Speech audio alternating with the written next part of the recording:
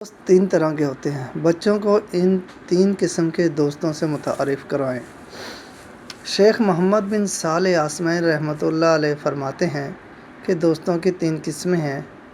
Number 1، صدیق منفعت ہو، جس کی دوستی صرف فائدے تک ہو۔ اس کی دوستی تب تک ہوتی ہے جب تک وہ آپ کے مال اور منصب وغیرہ سے فائدہ اٹھا سکے۔ جب وہ فائدہ منقطع ہو گیا تو دوستی بھی ختم۔ تو کون تو میں کون، اور اکثریت انہی کی ہے۔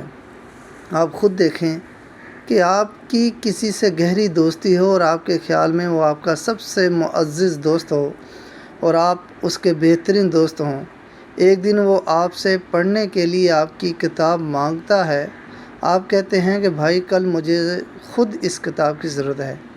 اسی بات پر وہ آپ سے غصہ ہو جاتا ہے اور دشمنی پر اتر آتا ہے۔ کیا یہ آپ کا دوست ہے؟ نہیں، یہ فائدے کا دوست ہے۔ نمبر 2، صدیق لذت ہو، جس کی دوستی محض موج مستی ہو۔ ایسا دوست جس کی دوستی صرف وقت گزاری کے لیے ہے، گپ شپ، پیار محبت کی باتیں اور رت جگہ، بس نہ آپ کو کوئی فائدہ پہنچاتا ہے اور نہ آپ اس سے کوئی فائدہ لے سکتے ہیں، یہ دوست وقت کا ضیاع ہے، اس سے بھی بچیں۔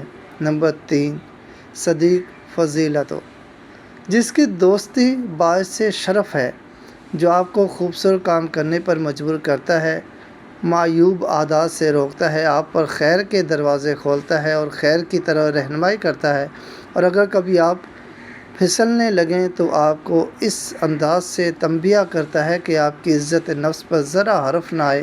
یہ ہے جس کی دوستی باعث فضل ہے۔